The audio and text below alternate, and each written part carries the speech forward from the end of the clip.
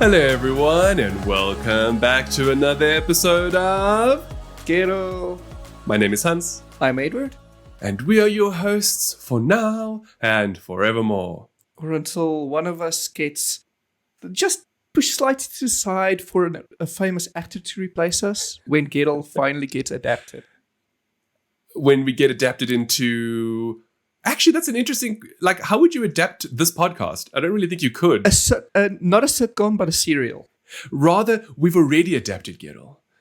We have a video element and the... We have, but I'm thinking more like along the lines of like the morning show kind of thing. Oh, I like that. I'm not sure if we have enough content, but you know what?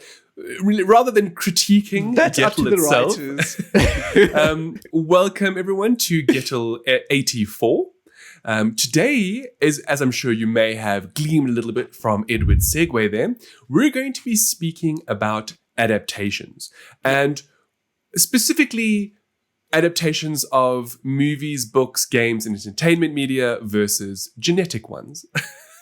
I don't know, just for some random reason that when we were talking about adaptations, I was thinking of growing another pinky or something. And I mean, for those of you who have previously listened to Gettle a lot in the past, you'll know we've spoken about a lot of those kinds of things. So I felt the distinction needed to be made. Well, here we are, and essentially today's episode is going to be about why can adaptations be so controversial, especially when they take place within the entertainment industry? Whether it's games, movies, books, TV series, whatever the case may be, why are some people so aggressive or upset about adaptations and when they are announced or even once they become reality? Mm-hmm. Now, Edward and I have previously spoken about things like canon, for example, as well as narratives in previous episodes. And those sort of, in many respects, are related to what we're going to be speaking about today. So if any of those kinds of topics interest you, by all means, please do go back and listen to some of our previous episodes. Yeah. Now, the major reason why we're actually talking about this today is because of Halo the series, which, for those of you who may not know, is the live-action television debut of the highly popular and successful Halo franchise, which is only available on the Microsoft Xbox platform. Oh, I suppose and PC at the same time, but essentially it's a Microsoft exclusive title. Yeah. Now, for the longest period of time, fans of the games, which have been present for more than 20 years, I mean, the first game came out in 2001, have been longing for either a Halo movie or a Halo television series. And for a long while, there were rumors of Steven Spielberg adapting Halo into a movie, and then it was Neil Blomkamp, and eventually, for some reason, that project went down the hill, and he then salvaged it by turning whatever was left into District 9, which is a cult classic today. Amazing movie, yep. And so here we are, 20 years later, and only now, finally, getting a official Halo adaptation, if that's what we're going to call it. It isn't really, but we'll get into that a little bit later in the episode. Of course, and this is not including things like Halo Unto Dawn, which was a really great live action look into what a Halo TV series movie could look like. But I stand to be corrected. I think that was just something made for, I think, Halo 4 or Halo 3 at the time. It was just to fill in the lore of the Spartans, the UNSC. Anyway, it's not really relevant for this discussion. This is more along the lines of real life adaptations of things like probably one of the most popular being Harry Potter. It was J.K. Rowling made the books, and the books were then adapted into a series of films. And, we can apply this to so many popular franchises, like Twilight, The Hunger Games, and so on and so forth, including, adult erotica, like 50 Shades of Grey. So, adaptations are not new. They've been around for a very long time. The thing is, when people hear about adaptations, they generally come after a period of time, after the source material has already reached a state of having many fans and possibly a cult following, or just, over years have generated a lot of, topics of discussion, but only within the original form of media. Yeah. So continuously relating back to Halo as a really good example of this, Halo's been around for 20 years. In those 20 years, there are books, there are games, there are other forms of canon and narrative on digital repositories like Halo Waypoint, all building on this singular narrative of a Master Chief who, continuously saves humanity, whether it's from the Flood or the Forerunners or whatever else may be out there. Now, what's interesting about this is, I suppose, unlike something like Harry Potter, where the books weren't actually finished and the movies had already started being made, therefore possibly having, influence go both ways. With Halo, we have a fully fledged canon that is 20 years in the making, which is now only being adapted to a different medium. Yeah. And as a result, it means you have 20 years of an audience who are passionate about Halo, Master Chief, Cortana, and so on and so forth. They feel strongly about the way these characters should be portrayed, especially in other forms of media. So today, we now have Halo the series. And you'll note that I'm continuously saying Halo the series, because that is actually what it is called. And there's a very particular reason for this. And this is because 343 Industries, the studio who completely manages everything to do with Halo under the Xbox gaming umbrella, have decided to give the writers of the show a clear canvas, a unmarked board with which to generate a completely new timeline for these beloved characters and worlds. Yeah. Now, that in itself has caused immense controversy. People are like, why? Why couldn't you just adapt what we already have? We want to see the Master Chief we know and love and the Cortana we know and love in a new light. Why are you now taking something we know and love and appreciate and are changing it to suit these writers instead of suiting us as the fans? The thing is, I am a firm proponent of the fact that different audiences are part of different mediums. Okay, you have gamers, you have film goers, you have TV bingers, and all of those are not the same. And just because you have, in terms of Halo, just because you have 20 years of gamers behind it, does not mean that you'll have the same appreciation for it if you translate it to TV. And I think, in a way, I appreciate the fact that they made something entirely new instead of taking away from the source material or change or just reappropriating the source material. Can I bring up something with that quickly? What? So, do you want to know what's actually ironic about 343 bringing up a silver timeline? Is that no matter how faithful an adaptation is, there are always changes. So wouldn't that therefore imply that something that has been adapted technically is its own timeline anyway? Always. Definitely. Right? So a good example of this is Harry Potter. Anyone who has read the books knows just how much was cut from them in order to fit the stories that they contain within 2.5 hour films. Yep. So therefore, it stands to reason that the Harry Potter films, although similar to the books, and in most parts adapted fairly well, are still uniquely their own. So perhaps an argument here is that these, gamers like ourselves, because goodness knows when I first heard about it, I was initially disappointed, but I'll speak about why in a moment before we get into this whole thing, is that maybe they're getting more heat from this because they announced it beforehand. So instead of just being like, oh, it's an adaptation, they were like, no, it's clearly going to be different. And that caused people to be angry versus, let's just take the Harry Potter fans, for example, who had no choice. They weren't told this was going to be a different timeline. They were just like, the books are being adapted into movies, enjoy. I think, number one, I think Harry Potter comes from a time where people didn't feel the need to always complain about random shit. Oh, Edward, I have news for you, but carry on.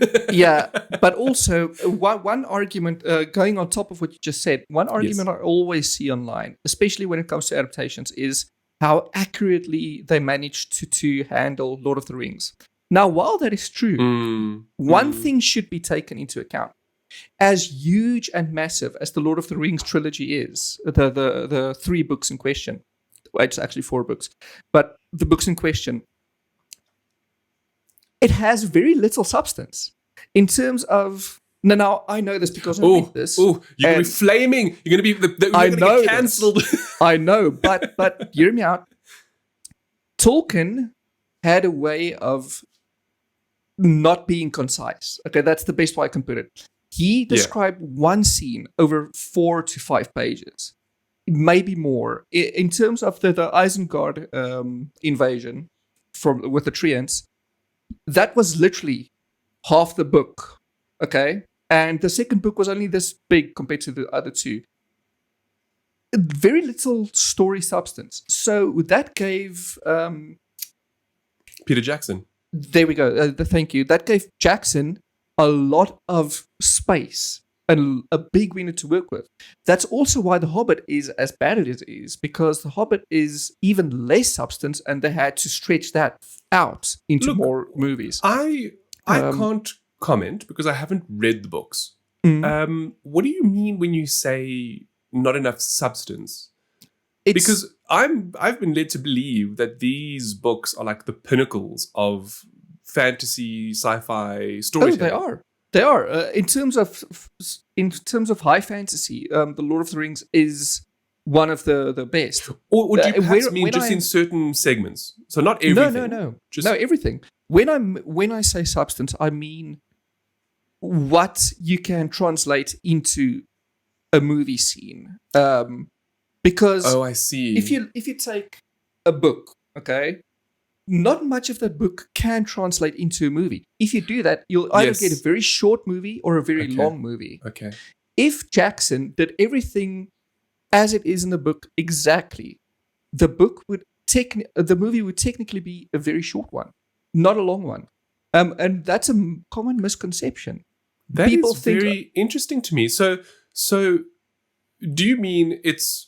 Look, as I said, I haven't read them, so I'm speaking from a place of ignorance here. Yeah. But like, what I can speak about is Harry Potter. Mm-hmm. So do you mean like in terms of inner monologues and things like that? In terms of can't everything, really be.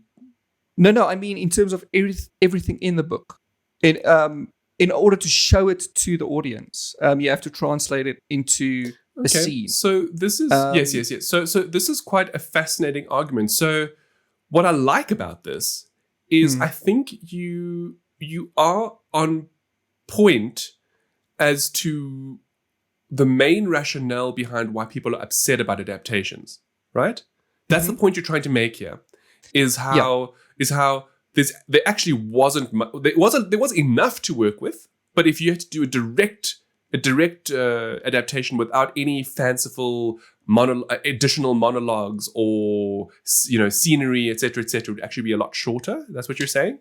I'm saying that the reason why it's as accurate as it is because there wasn't as much in the books.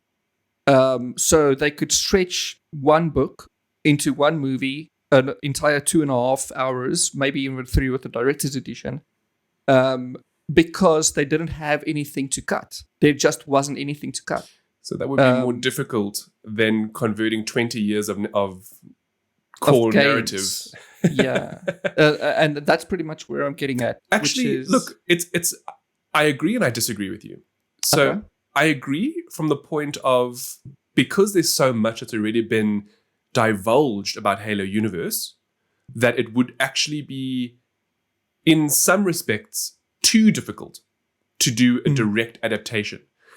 But then at the same time, exactly what you've said now about Lord of the Rings, and bear in mind, I can't speak to that, but I can speak to Halo, is that if we look solely at adapting just the video games and we exclude the books and the other forms of, narrative exposition that are currently available, I can actually say that I think it would be a pretty poor adaptation. And the reason for this is because anyone who's played the games knows that, yes, the core narrative it's fun, it's engaging, it's enjoyable, but it is short. And it also only ever takes place from the perspective of Master Chief. So what I mean by that is you don't ever get to see insight into Dr. Halsey and what she's doing, or what Cortana does behind the scenes, or Captain Keyes, and all of the other characters are around Master Chief. So when you play the games, you only see Chief's perspective. And as you know, that's very different to books, for example. So although Harry Potter, in a sense, is very much like that, where it's almost solely from Harry's perspective, the thing is, there's enough in the books to get an idea of what other people are up to. And there were at times, descriptions of the fact that this character was doing this or that character was doing that. Does that make sense? Whereas in Halo, the games, for example, it's majority Master Chief, and you just hear about things happening. And also, worse still, I suppose, is how a lot of the narrative exposition is left on the seek and ye shall find game mechanic, where if you don't actually do extra exploration, you won't really know the full story. Yeah. Now, of course, we've previously spoken about that in a previous episode about how games are unique in that perspective because they allow for additional exploration. But then you have to wonder to yourself, how then do you adapt that to another medium? You can't have somebody watch a TV show and then expect them to go out into the world and read more online to fill in the gaps. That's just not going to work. The show will crash. Pretty much. It'll go down quickly. Actually, there's a lot of talk of people wishing for a Harry Potter TV show. They actually want the entire franchise to be rebooted for TV. And I'm for it. I am for that because there is so much in the books still that the movies just didn't cover. And I think TV shows, 7 seasons would be amazing. Hans, there are so much still, not even the books covered, according to Rowling, okay? So maybe a TV show would do good. I think a TV show would be good. Anyway, so this whole discussion we're trying to have is because I've recently been privy to the first 2 episodes of Halo, the series. Yeah. And I've now watched this highly anticipated show.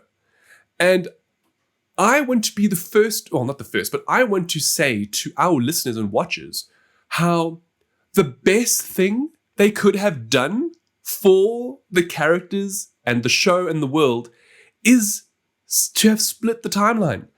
Now, I want to talk about this because I was that person that was in the camp of, no, this is bullshit. Why? I want a direct adaptation. There's so much out there in the books and the law, and why couldn't they just do that into a story?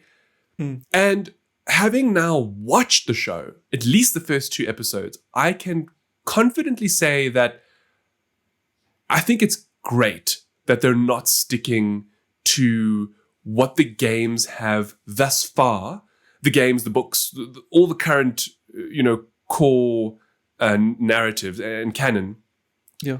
By not sticking to it exclusively, they actually have free reign to explore topics that have become severely convoluted in the games in simpler and more enjoyable terms for the TV show. Yeah. And I know that sounds weird, but do you get what I'm saying? Yeah. Like sometimes it just makes more sense to do it this way. Now it can be explored. People can see both sides. It's not very really much seeing both sides, right? So to go on the whole thing of, why are these things so controversial? a large proponent of people, from what I've seen, and of course this is not statistical in any way or form, are just purely upset about the fact that 343 came out and said this is a silver timeline, and because it's a silver timeline, it allows the writers to take the base story and information in canon and change it as they please. So a lot of people are upset with that because they're like, what gives the writers the right to change what is already established and enjoyed by many? See, that's the current argument. That's the current big one. Why not do the adaptation with what people already love? Why are you taking it and making it different? See, what I see, especially lately on the groups and stuff, I see a lot of people being angry at the fact that the writers didn't play the game. Now, in a recent interview, I forgot which website, I think it was Vogue or Variety, I don't know. The writers said, we spoke to 343 about the story. We spoke about the characters. We reached compromises on both of those things. But we never played the game. We didn't even touch on the game once. That's what they said in verbatim. Okay. Not verbatim, paraphrasing. Okay. And many people are finding this the issue. Oh, how dare the writers not play the games they're adapting? And in a way, I think that's the worst take. Because I also don't think that's true. No, but no.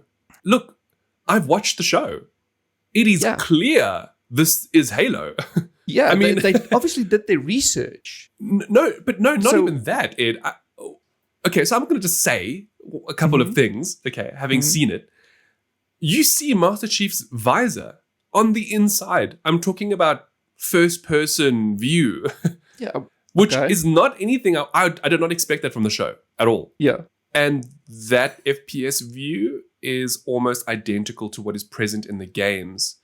So whether or not they played the games, they obviously had the resources and access to the games and the media. Exactly. That's what I'm saying. Like, why should it matter? Also, it's faithful in many other ways. The characters look great.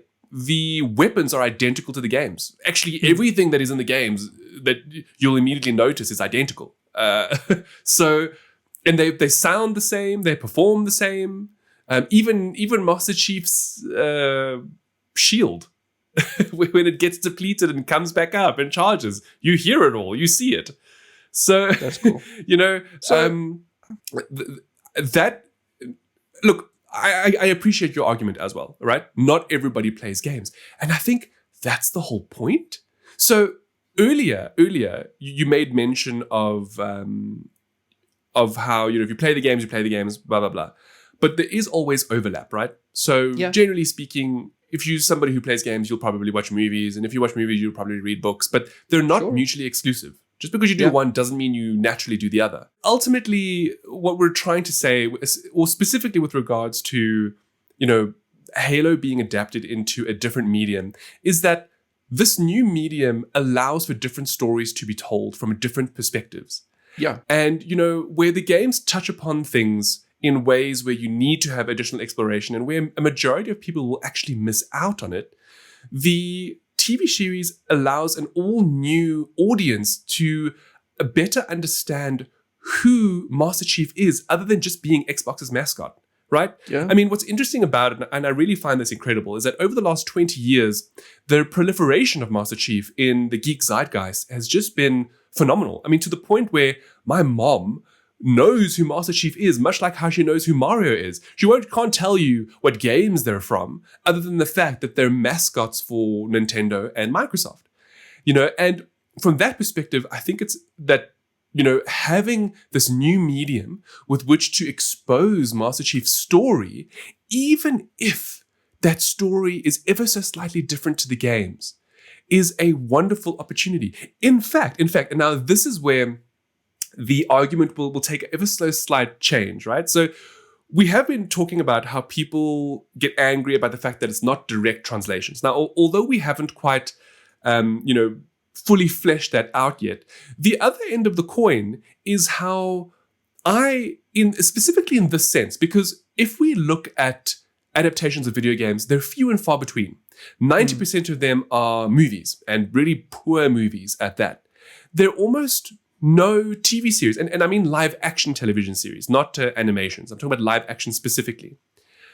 What I find that I really like about the fact that the Halo, the series, is different to the games is that I can now consume the games and the TV series independently of each other.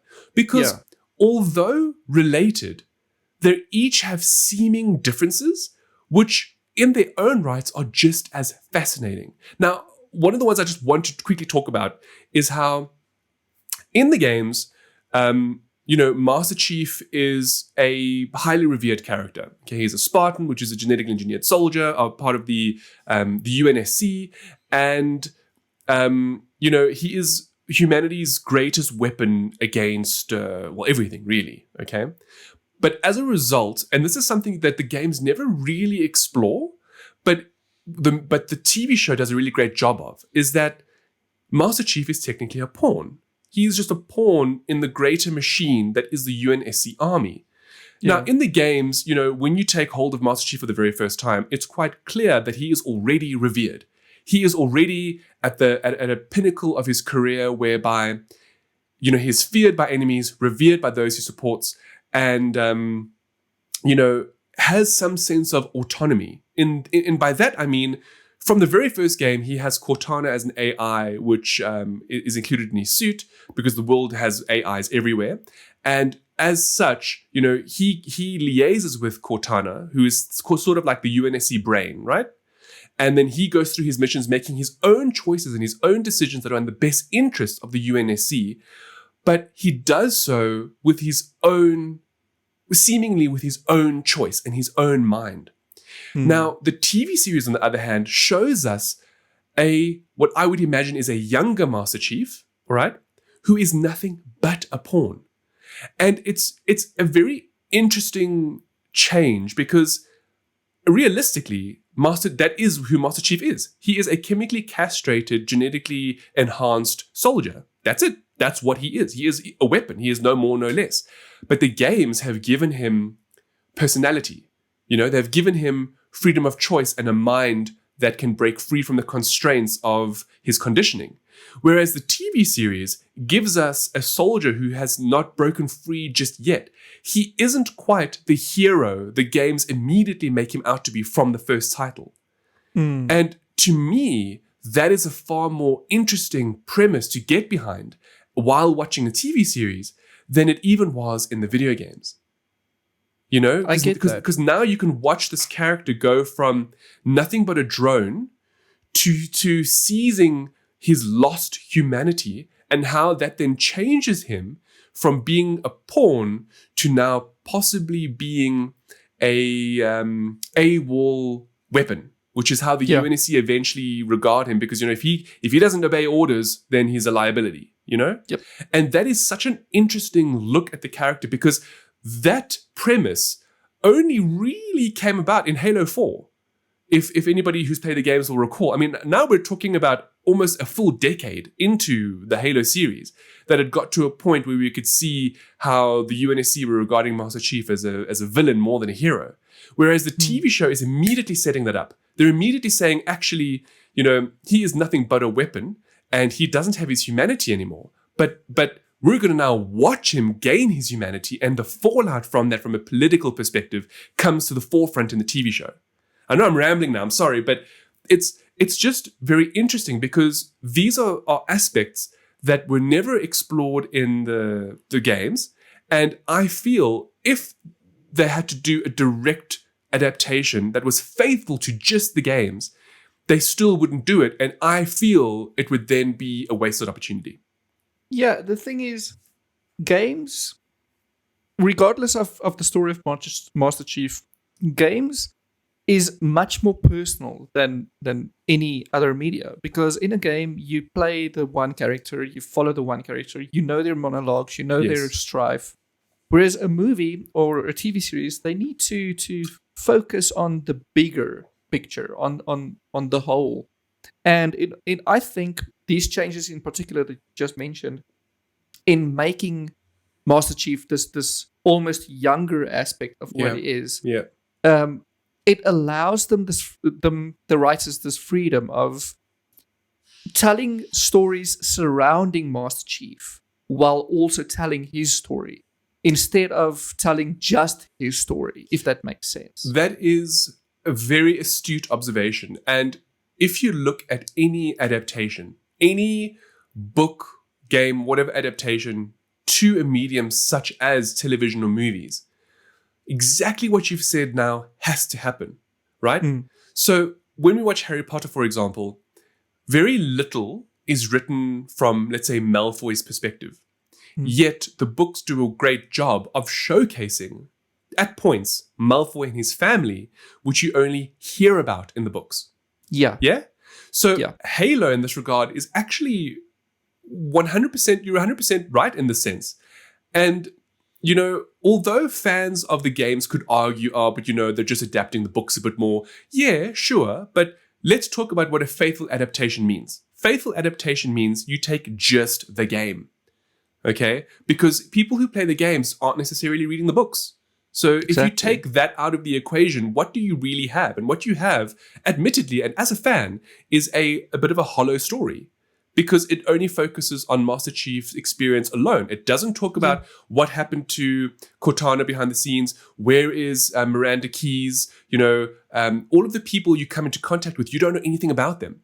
Whereas the TV show has a very different job. Exactly as Edward has said, not only must it talk about and show you Master Chief's journey, but you also have to understand the greater machinations behind the scenes. Like, who is Catherine Halsey? Why is she important to the story? What is she doing to the Spartans? How did she create Cortana? Or conversely, the Covenant. Why are they attacking humanity?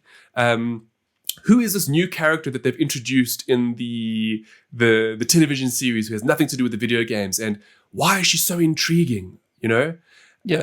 And then again, also the socio-political aspects of it all. You know, if the UNSC is in utter control, but you now have planets that are fighting for their freedom, which you very, very, very rarely hear about in the video games. Actually, I didn't know that was the case. I thought that everybody was under UNSC command, but no.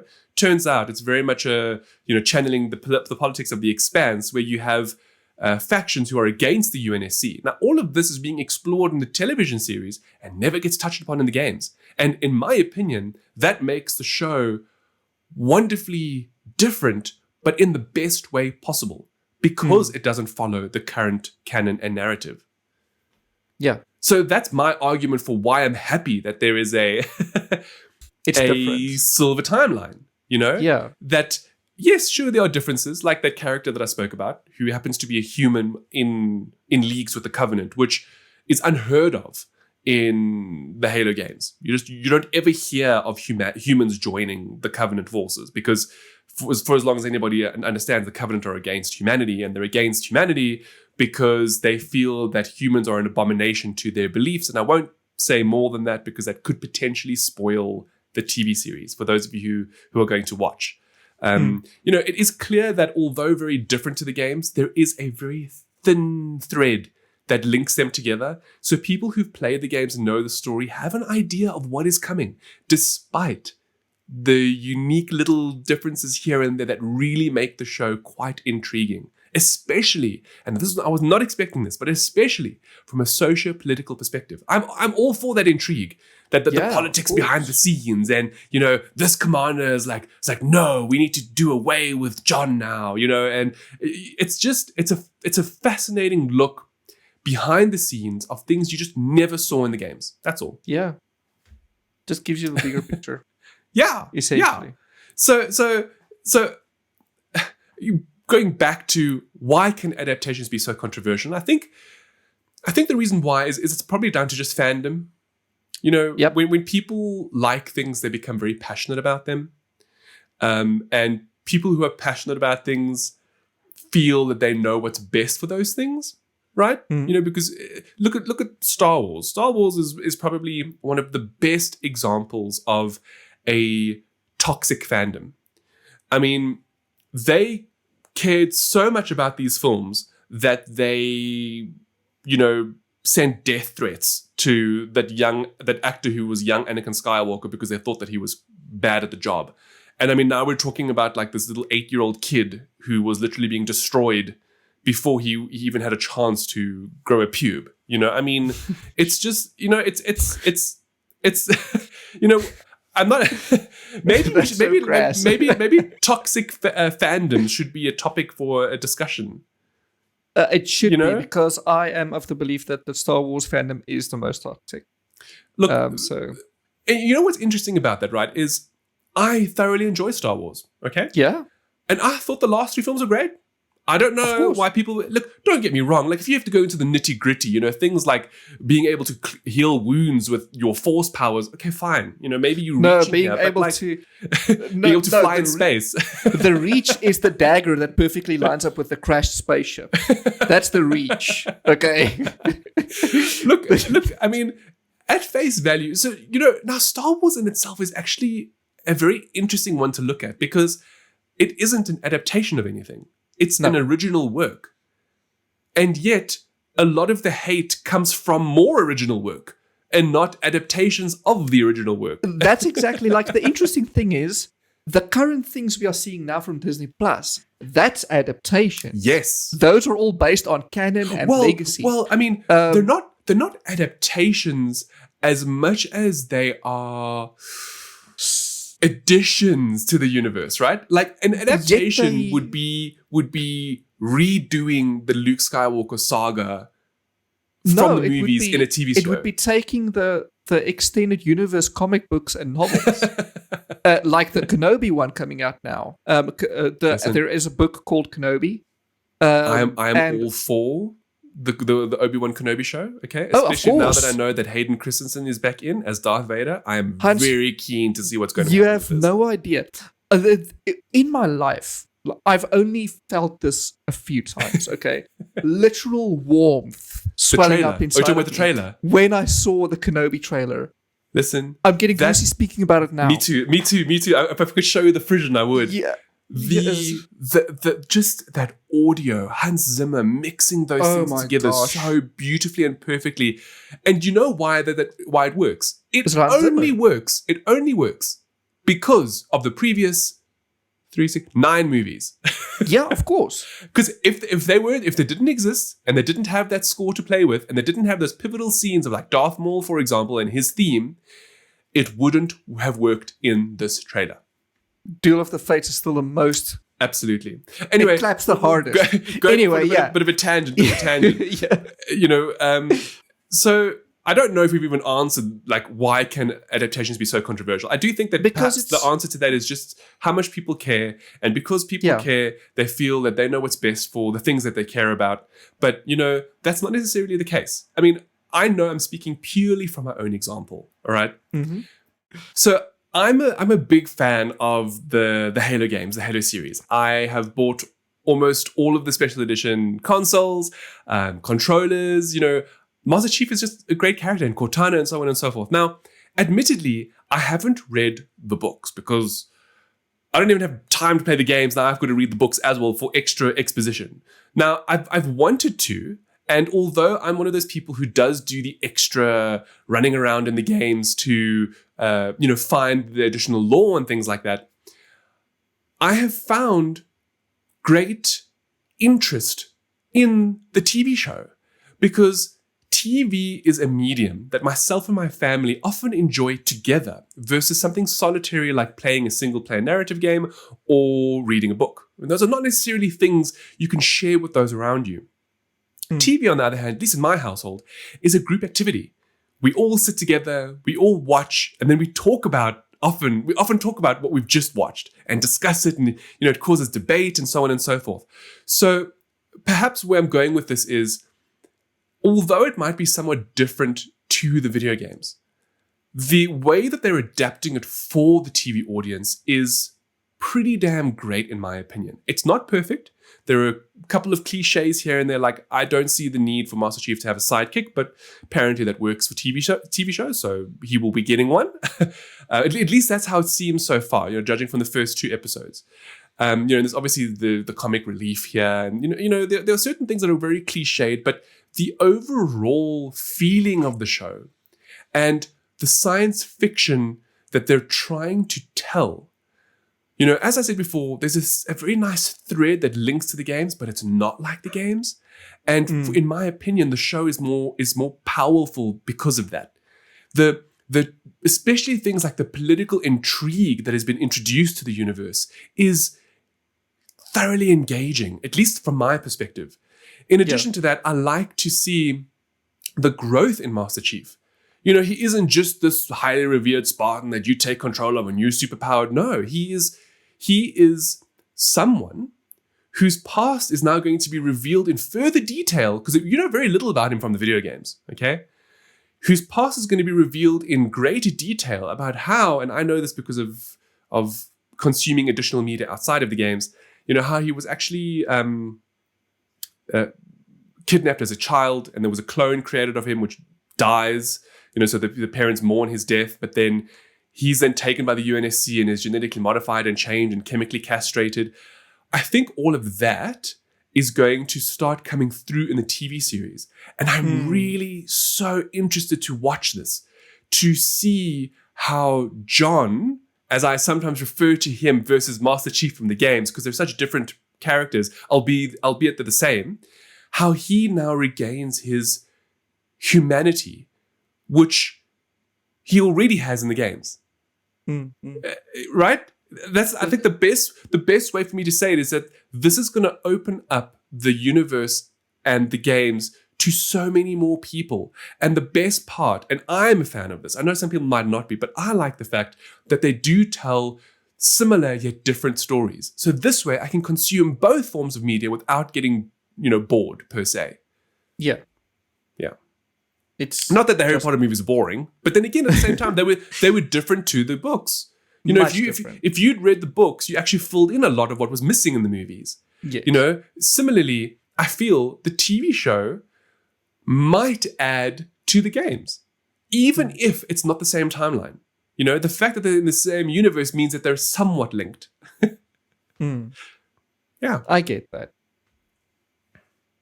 Is there anything you'd like to add, Edward? Are there any questions you have for the show? I'd love to answer Not for the show, no. I think your review actually covered a lot that I had questions for. The one question I did have was just, you already answered it anyway, but basically, is something explained? I can't say what the something is because you'll have to watch the show, otherwise it's a spoiler. But that was already answered. You see, anyway. Edward and I considered making this a Halo-only episode, and I decided against it because it's very easy to talk a lot about what has been seen or hinted at in the show that only gamers would understand. Because even though it's a different timeline, they're obviously one and the same. They're based in the same universe. So the core pillars of what makes Halo the games good was going to make Halo the series good. It kind of has to. You know, but then again, at the same time, there have to be certain adaptations in order to fit the medium. You know, I mean, I can't imagine watching a 10-hour TV series from a first-person point of view. That would be weird. You know? That would be super weird. Because that's how it takes place in the games. In the games, you are Master Chief. But in the TV show, you are watching Master Chief. Maybe that's the biggest distinction that we can make here. You know, and that's the same thing for almost any adaptation. When you read Harry Potter, you feel you understand Harry Potter because you are reading his thoughts and experiences. But when you watch the films, you are watching Harry Potter go through it. You are not him experiencing it anymore. That's a good way to put it. So maybe that's where, you know, that's why adaptations are so controversial, because people have such a deep feeling for these characters that they feel are a part of themselves. And then when you need to watch these characters where there's no longer a connection like that, even though the connection still exists, but you're not exactly living his life. You're now watching that character. Maybe that's where the big distinction, maybe that's it. Have I solved the mystery? Is life the answer? The 42 universe? I mean, maybe It's a very nuanced situation. but Yes, we can only absolutely. surmise as to what the answers are. Look, I mean, And- people are entitled to feel the way they want to feel, right? Of course. If they're not happy with the show, they're not happy with the show. You know, I do still feel, though, that 343 made the right decision by actually coming out and telling people it's not going to be a faithful, true to the source material adaptation, because if they hadn't and the show came out, it would have far more ire against it than by just Yes. initially being like, look, this is not what we're doing. We want to make it different, Exactly. you know? And look, if I haven't articulated myself really well in this episode, please, by all means, go and read my review. I think I did a pretty good job there of establishing why the show is going to be very good in its own right and complementary to the Halo franchise as a whole, even if it is going in a slightly different direction. Yeah.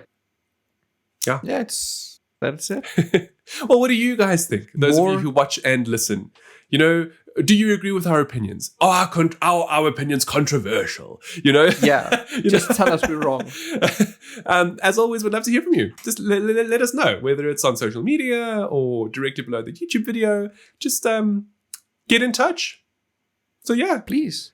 that brings us to the end of Gettle 84. We do hope Yeah. you enjoyed this episode. And as per usual, we look forward to allowing you to hear from us again soon. In a short Yeah. while. Yeah. All right, Like- everybody. At least 2 weeks. Yeah, ciao. Bye.